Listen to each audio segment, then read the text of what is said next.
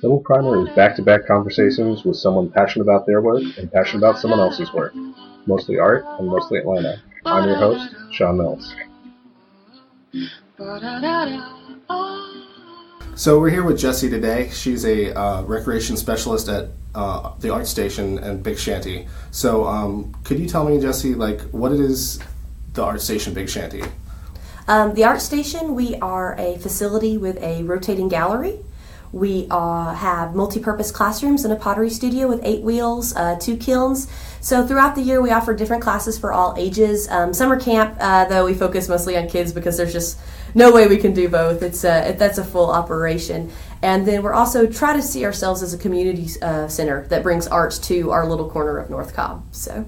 Cool. And, sometimes the perspective from a participant can be different from the person running it. So, from my perspective, I kind of see it as, all the resources of, the way a library works, but that it's, art specific. And so my first introduction to it was that I would see these calls where the public could show their artwork, and I took full advantage of that. And I think that's, one of the most greatest resources, because it's artists will have, even people who don't even think of themselves as artists, this opportunity to show what they've made. Is that kind of show and tell thing a big part for you? Definitely. I wanted to provide an outlet for local artists to show their work, and where people can come in and who've never been there before, or come in and just take classes and don't really pay much attention to our gallery. I like to point out, no, these are students, these are teachers, these are local artists. And these are children, so we have several school shows throughout the year, and I just think it's great where they're blown away with the level of the quality and just the variety of work we get, and just to constantly have that changing and evolving and coming up with new shows and getting people excited about it. That's what makes it worth coming to work, is seeing how excited people get to see their work and to see the work of their friends or people they don't even know. Yeah, and you kind of touched on it, saying that they're kids and they're also people with incredible amounts of talent. I think that's another one of the things that are kind of unique about Art Station, because if you go to art galleries in a small town, you go to art galleries in a big town like Atlanta, they tend to be very homogenous. They'll tend to be, it's all artists of the exact same age, all the same type of expertise level. And it's really kind of cool to see, young artists or aspiring artists, maybe artists that even just came out of school, getting to be shoulder to shoulder with people that have been in the industry for multiple decades, or that they have a skill set of they've been doing photography since before it was digital. And that kind of stratification is kind of something you don't see at a lot of different places. Is that your take on it? Well, when I came in a little over a year ago, I had to look at the gallery and say, well, what are we and what can we be? Who do we serve? What are our goals? And I knew we would never be the high, and the high's great. There's no, the high's fantastic. Right. But we're never going to be that type of gallery, or even some of these more contemporary galleries that you see around the square that do a great job. But we're not going to be that. We have a lot of kids coming in, and we're more community and Kennesaw centric. And what I wanted to do is provide an opportunity for folks who might not be in with an art alliance or yet, or are just finding their footing with this whole art game, right? And we've had several people like you that their first show was at the Art Station. So we have one in Pinups right now. This is the first time she's ever shown her work. She was very nervous about it, but every time she comes in, I tell her, we get the best feedback. People love her pieces. They're different. No one's seen it. And I was like, that's exactly, you're outside of the game, and that's interesting to people. They haven't seen her type of, she does fiber arts. And she does these big masks, and they're really cool. And it's just, I don't know, it was just to provide that kind of opportunity where more people would see what she can do and build confidence in her that maybe now, she will seek out some of these more established galleries and, try different things, and that's exciting. Yeah, and maybe I might have some of the details wrong. You can correct me if I do, but as I understand it, it's called Art Station Big Shanty because the town used to be called Big Shanty back in the day, and now it's called Kennesaw. Yeah. Is that right? Kennesaw, the Big Shanty thing, from what I understand, correct me, it was a railroad stop. Right. And it was called the Big Shanty. And the park is called Big Shanty, and I believe there was another art station in Snellville, so we added that Big Shanty at the end to differentiate ourselves from that facility, both being in Georgia, right, and to associate ourselves with the park.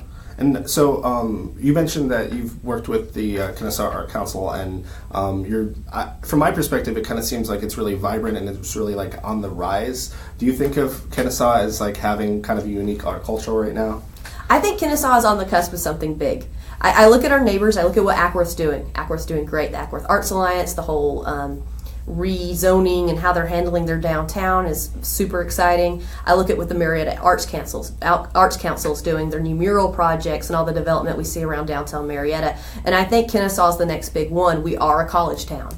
There are a lot with a great arts program at Kennesaw State, and it's just we're growing and more love is being poured into that downtown area, and I think we're on the cusp of something big. I think in the next decade people are going to see a lot of exciting things in Kennesaw. Another thing that's kind of cool about Kennesaw is that on one hand it's its own unique culture, on the other hand it's also kind of shoulder to shoulder with Atlanta. Mm-hmm. So something I've kind of noticed from talking to different people is that Atlanta has kind of this uniquely public art like acceptance, because they have like 5 stations in Fulton County, and some of them are almost like within a stone's throw of Cobb County. And so that as a person who lives in Kennesaw, maybe you go to school at Kennesaw State, you go to the Big Shanty, and then also these same people can also go to the Atlanta area. So have you noticed like that kind of like relationship with Atlanta, how like Kennesaw can sometimes be like kind of like either a suburb of Atlanta in a way, or neighbors at least? Mm-hmm. Well, as Atlanta grows, I mean, Cobb County is a city now. I mean, right. To me, it's like when you go on vacation, people say, "Where are you from?" I'll say Kennesaw. They'll go, "What?" And I'll go, "North Atlanta." Right. You know. So, and a lot of artists we work with do shows in Atlanta, and a lot of the professors from KSU that we'll talk to do shows in Atlanta. So I think we're sister twin cities, maybe Marietta and Kennesaw, and then connected to Atlanta. Definitely, it's a great resource to have. Cool. And, you know, obviously people can probably picture that it's like an art gallery, and it's an art gallery that's friendly to different types of artists, but could you run through maybe some of your favorite programming events that have happened in the calendar year? Yeah, our next upcoming show is one of my favorites. We're real excited about it. This will be our second time doing it. We do a show with Mostly Mutts, an animal rescue organization in Kennesaw.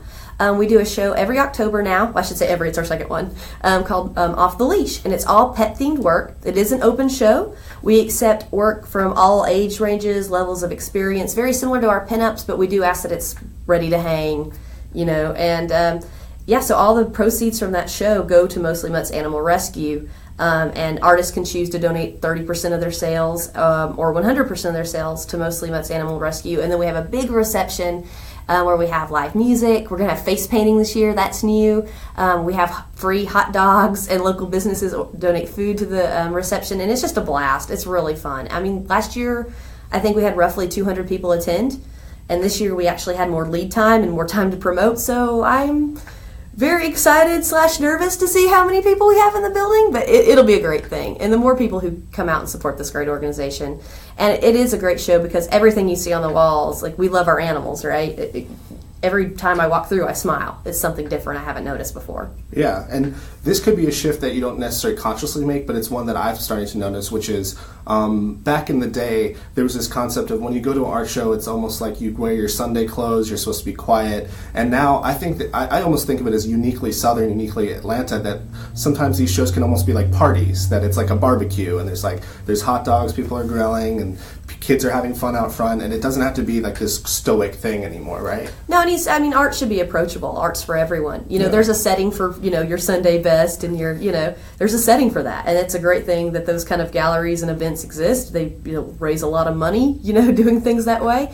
And but this kind of charity show, when I think of dogs, and I think we're going to have adoptable dogs out there, and the kind of people who are going to be excited about this are families and people local to Kennesaw who might not go and put on their, their Gucci dress and go down to a show. They're going to come out in their jeans and t-shirt and buy a piece of art of a dog that looks like their dog, and it's a great, it's just a great time. So I want to be a place where people feel comfortable. Sure. And speaking of comfortable, Mostly Mutts is a charity, but the fun thing about it too is I think it provides a sort of comfort for even artists, because I think sometimes young people especially can have this kind of obstacle where they feel like, oh, it's too vain to try to show my art, or like that I'm not special, my artwork's not that good. So when you have this thing, the charity, it almost can be this kind of like nice little nudge that it's like, well, it's for it's for the dogs. Like, don't feel too bad about it, that it's like a reason for you to do it, besides like you're not trying to be famous, you're just trying to help the dogs. It's kind of like this nice little extra cherry. Oh yeah, and it puts a lot of great people in a room together. I mean, we have artists who've been veteran artists who've been doing work for 30 years, and then we have a lot of people, this is their first show, and we even had some middle school students, and the work sells because it's a charity show, and these kids are so excited. They I sold a piece. It was $20, but I sold a piece. Right. So it's really fun. And maybe this is a little inside baseball, but I think it's a meaningful thing. You just said a really important thing, which was that even middle schoolers can maybe even sell a piece, because that aspect can kind of be another hurdle where in culture sometimes people feel like, oh, art's supposed to be free, or they're pressured by their friends that it has to be free. And I think personally, from my experience there, if you sell something there, it gets you in this process. You have to fill out a vendor agreement. You have to fill out your W-2. You have to worry about that sort of stuff. And that worrying is a nice little rehearsal for future projects, or understanding yourself as both an artist and having to have a business side too. Do you think that is an important part of the Art Station? I think any artist should value their time, and if you put work into creating something, whether that be a painting or whether that be graphic design or film, you should never undervalue yourself. It's always good to do charity work. I used to do graphic design for various charities, and always pro bono, but it's also at the end of the day, you need to say, what is my time worth, And when you respect your time, other people will respect your time. And if someone comes in and underbids you, then these businesses you're working with say well, why should I pay you $25 per hour when this guy will do it for 10? And those kind of people, I understand they're trying to get ahead and just get their work out there, but at the same time they need to value their work. And even if it is a charity show and part of the proceeds go to the whatever said charity, in this case mostly Mutts, you should still value your work. What's it worth to you? What do you think it's worth to somebody else? Even if it's a 100% donation and you're not getting anything out of it, it's still, you put time, you put blood, sweat, and tears into that piece, and art should be valued. Right. And I agree completely, and you can tell me if I'm editorializing too much, but I've even seen in Atlanta there's this trend. There was an ad in the newspaper, a local magazine, that said don't buy art from a gallery, buy it from an interior decorator. We'll tell you what to put. And so that was kind of shocking to me that we all kind of feel that trend of the thinking that, well, you could just buy a print from Hobby Lobby as opposed to buying it from a person. And so I kind of think of the Art Station as being this this bastion of protecting the artist, that it's no, you can they're not scary. You can talk to artists, you can meet them, you can see their artwork, and it kind of takes some of the fear of I don't know about that world stuff away. Yeah, and it's so ironic to me. There's that movement for shop small that was really, really popular a few years ago. For bookstores, restaurants, whatever, boutique fashion. Why doesn't that apply to art? Why doesn't, if you're going to buy a piece to decorate your home, even if your interior decorator is picking it out, isn't it better to get it from your next door neighbor? You're stimulating your local economy. It's not mass produced. It's one of a kind. And some of these local galleries sell work, very affordable, stuff that's comparable to what you would get at a Hobby Lobby by the time you frame it and have it done matted and properly ready for display. Right. Whereas you buy it out of a gallery, it's already framed. It's already matted. It's good to go. Right. And you're supporting your local economy, and you're helping some young artists, get their work out there. Right. And I could just add to that a little bit to say that it's not just comparable. In some cases it could be superior, because if you get a print, it could fade over time, but when people use real paint, real pigments, it could even last 600 years. Oh, definitely. So if you don't see them, you might not notice that difference, but I think if you held them side by side, you'd be able to tell real quick the difference between a thin print that's mass produced and something that someone did their hand touch and, like you said, blood, sweat, and tears and everything else. Well, think of the heirloom value. What is going to stay in your family? What would you feel confident that your children would keep? Your mass produced art is going to end up in Goodwill in 20, 30 years. But something that they're Mom went to this gallery on this event, fell in love with this piece because she liked the colors and purchased this piece, and now it's in my home. That means something. My parents bought, both my brother and I, pieces of art when we were younger, still living in Alaska, and I still have that piece. You know what I mean? It's not really my taste even now as an adult, but I still have it because I remember going with my parents, picking that out. My brother was 4. I picked his out too, but he has his. And but I was 8 years old, and I still have that piece. There's a story attached to it. Yeah, and I look at it and I'm like, that's hilarious. The 8-year-old me responded to that. It's cool. And but I still have it. Mm-hmm. And another thing that I kind of noticed as being a little bit unique about Art Station is that it's not just one type of thing. So even though the artists can be in different levels, the other thing is that there'll be different mediums. So I've seen like people did stuff that kind of looks like weaving or macrame or like sewing work or mixed media. Have you noticed that too? And like what are some of the different like mediums and formats people have been using? Well, with our pinup show, the only rule when people called us like, it has to be able to be held on the wall with 4 push pins. And they said, well, what about jewelry? I said, I could hold it on the wall with 4 push pins. They said, what about a quilt? Seems like I could hold that on the wall with 4 push pins. And I think that was something that kind of opened people's eyes. Like, I think when they saw pinups, they thought, oh, just your traditional, your painting mediums and maybe some printmaking. We have had a lot of great printmaking in these shows. And then people thought, oh, well, I quilt, or I do collage, or we had jewelry. We had some, not this year, but the year before, we had some glass blowers come by and bring some jewelry that we put on the wall. Because technically, that was the only rule, is it had to be held on the wall with 4 push pins, even if we had to get a little creative, So that's I always try to have a variety of things. I want people to walk in and say, oh, I didn't think of that. I didn't think of that as something I would see in a gallery. Or I didn't think of, or even local artists is like, oh, well, I just make handmade crafts. It wouldn't be in a gallery. I'm like, why not? It's, you made something. Yeah. And being such a free, like, creative space, I wonder, too, we don't have to call them problems, but there could be, like, some creative challenges that you have. So, for instance, like, you're physically close to, like, a park that has soccer and different events going on. Have you ever had any, like, people come in trying to use the bathroom, or you ever had any, like, weird, like, issues being such, like, a available, like, physical space? Well, we are a division of Cobb County Parks. We are a public building. If someone comes in to use the bathroom, they are perfectly welcome to use the bathroom, or they're perfect. And, they might not have ever come in before if those soccer fields and baseball fields weren't behind us.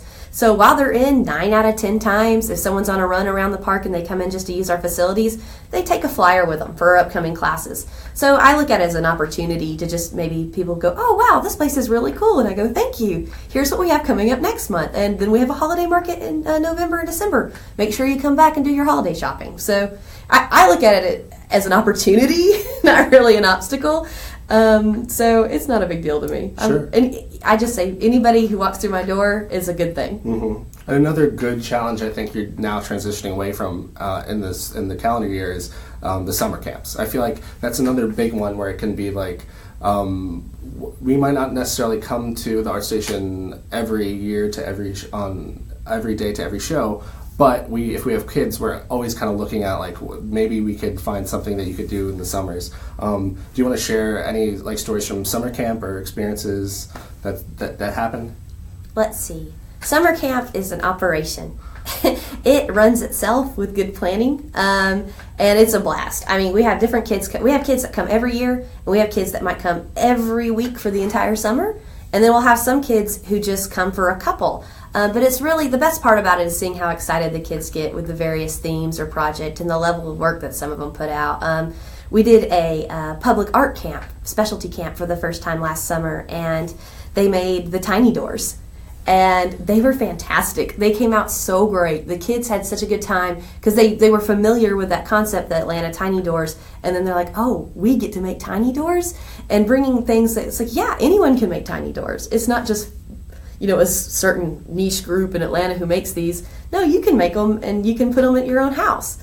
And just understanding that art is something they can take outside of the classroom. The Cobb County school system has great art teachers and great programs, and they're trying to get the children to think of art outside the classroom. And we just wanted to piggyback on that and say, like, these are skills that you can use for the rest of your life. One teacher did a weaving project, and it was a young boy who did the weaving project, absolutely loved it. His mom came back the next day. She's like, what do I need to buy for him to do this? Where do I get these things? He loves it. So now we have a little weaver on our hands, which is just, the old school arts and crafts movement, like a great thing to know how to do. Yeah. And to just completely piggyback off that, I could say it's a great resource for the kids, and it also seems to me like a great resource for the instructors and the assistants, because it's a way to be engaged with your community. And there's like, there's these nice rails, like, there's the great facility that they have to figure that part out, that it's like a place that they can meet the public and they can share what they have. And so could you run down maybe some of the material things that people might not know if they walk in the front door? Like, for instance, I know there's like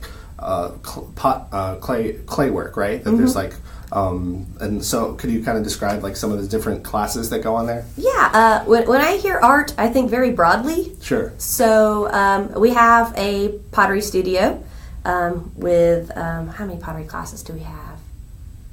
8? I think we have 8 pottery classes. Seems like a lot. Yeah, I know we have a bunch. And then we have your more traditional like, adult drawing classes, acrylic painting. We have a brand new torn paper painting class, cool, which is kind of collage based. And then we have plein air painting, where people sit out on our back porch and draw from life. We have guitar lessons. We have improv classes for adult and children. So when I hear art, I try to think as broadly as possible, and it's just getting people to understand that, oh, the Art Station does that too. We don't just do your traditional visual arts projects. We do, like I said, piano lessons, improv classes. And so are those things like something that kind of comes up as you find the right instructors? Is that something that you just kind of see what the people are asking for? Like, is that a pretty organic experience? It's about 50-50. I know we have a brand new program. We have a special effects makeup workshop. One of my rec leaders that works at the Art Station, she mentioned, oh, I have a buddy I follow on Instagram, and she does the best, special effects makeup on her Instagram. And I said, well, does she have any experience teaching? She goes, yeah, she went to KSU. And I said, bring her in. So now we're going to do a special effects makeup workshop in October, just in time for Halloween. And then sometimes it is like, we had a piano on premise and nobody teaching piano lessons on it. So I went out into the community looking for someone who could teach piano lessons, and met somebody that played at Dinner at the Depot in downtown Kennesaw. And he's like, oh, yeah, I do guitar, I do piano. So we brought him on. Cool. Cool. And you mentioned that someone was a makeup artist that had gone to KSU. So have you noticed a lot of influx or the overlap with KSU students who it's a natural transition, that there's a gallery in town and they're in town?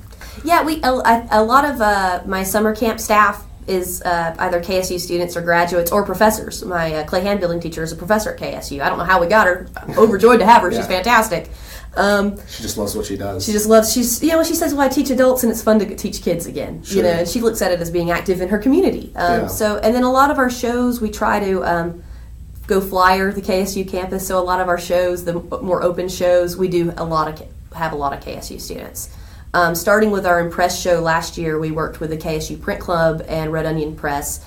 And now I'm seeing, after that show, I guess the students kind of had their toe in the water, and now they're like, oh, what's the next show at the Art Station? Pinups. What's the next? Off the Leash. What's the next? The Holiday Market. So I am seeing the same students and bringing their friends, which has been a great experience. Yeah, and I think that's one of the examples of something that Kennesaw is doing well, because I think it's hard sometimes, especially for young people, to kind of figure out places, venues, you could call them, for creative expression. And so the fact that they have this, whether they're completely graduated or they're in transition, they're already kind of thinking about what would it be like to show at a place that's not my school, right? Mm-hmm. So I was wondering too, when you have KSU students and they present their work, do you see a coherent style? Have you noticed if you didn't know them beforehand, oh, I bet this is a KSU student from seeing the artwork? Have you noticed that at all?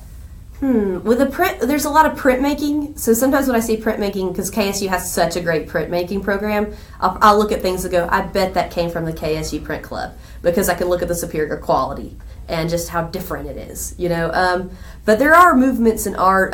There's a lot of animal skulls. You see that a lot now, which I love. I own a lot of that stuff. Yeah.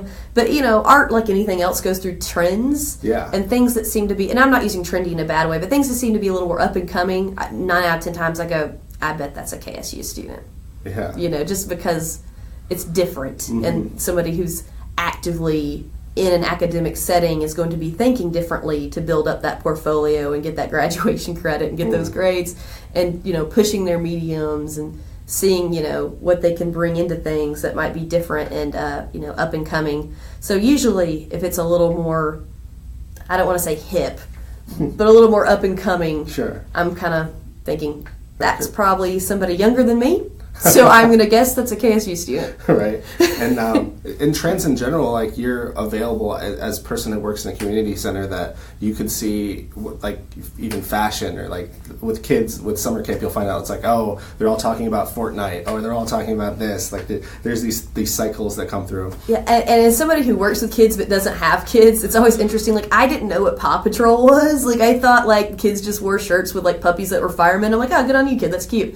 You know, and then someone's like, no, that's a show. Right. You know, so it keeps me young and it keeps me abreast of like what's going on. And like our instructors, you know, the clothes they wear and the apps they use, and you know, and sometimes I'm like, okay, you guys are keeping me young, you're keeping me fresh, this is good. Yeah. I had a Paw Patrol moment myself where my cheeks got so red because I was embarrassed, where we were demonstrating someone and someone, like a kid drew a bald kid, and I was like, oh, is that Charlie Brown? They're like, no, it's Caillou. And I was Caillou. like, oh, like I've got passed by a whole generation of media that I didn't even recognize. I know, and even just some of the college kids that I work around, like I'll make a reference to, I don't even know, certain clothes, like brands like Jinko jeans or something, and they're like, what are you talking about? I'm like, no, Jinko jeans, it's all we wore, Airwalks, and you know, so it's always funny. Or yeah, some cartoon we watch like He-Man and She-Ra, they don't know what that is. Right. Thundercats. We're lucky when they bring them back as a remake on Netflix, so like your references can come back, right? Right. But okay, so I think we're starting to get a good picture of the Art Station. I kind of like wanted to leave you on this, kind of like your aspirations, because I know your first obligation is that you serve this community in a certain way. But are there any things you're kind of hoping for, like trends that you're trying to elicit with future shows, or things that you're hoping for in the future? I want to get more charity shows in our building. I want to get more organizations, local charities, whether that be like the great folks at maybe the American Legion or Shepherd's Men, working with veterans. I would like to work with the Zone, working with the Extension, people who are in recovery, and giving people a new outlet. Like having an end game for their art is something we were talking about off the record a little bit, was a lot of these facilities have great arts programs, and they have people who come in and do like what we call them a sip and strokes, but it wouldn't be that in that case. But, you know, a paid along, or, you know, just like a craft they can follow with. And I would like to incorporate maybe an art journaling, you know, which is something the county kind of has on the horizon, an art journaling process where either these veterans or folks in recovery or women at battered women's shelters or anything like another outlet, and even if it's anonymous, still to have some kind of end game that at the end this work will be shown and this work will be appreciated and your voice will be heard. Even if you don't want people to know it's your voice will be heard. And or even it's a fundraising for that organization.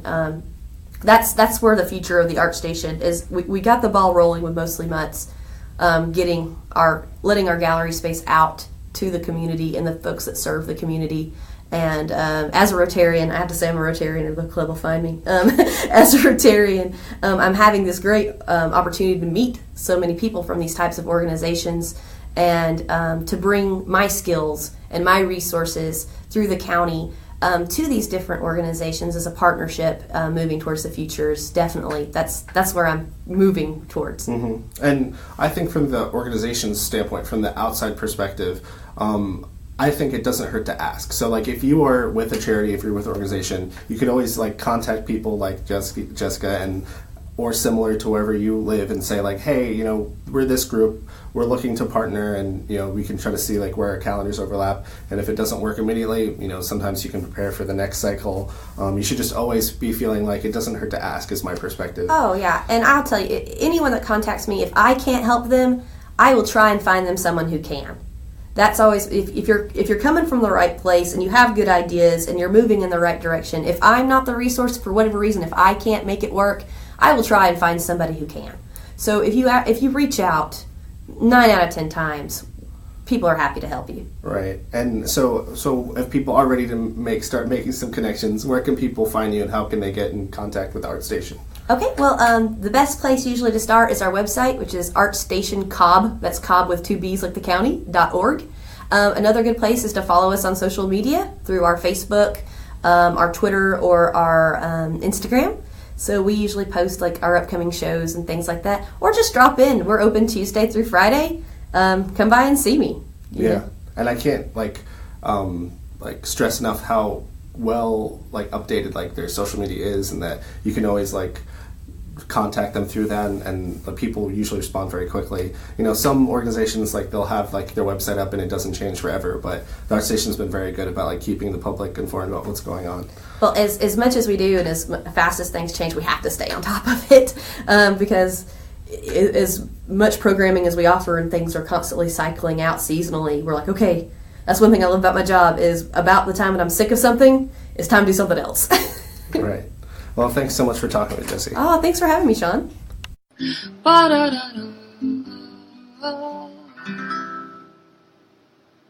Find more information at doubleprimary.com.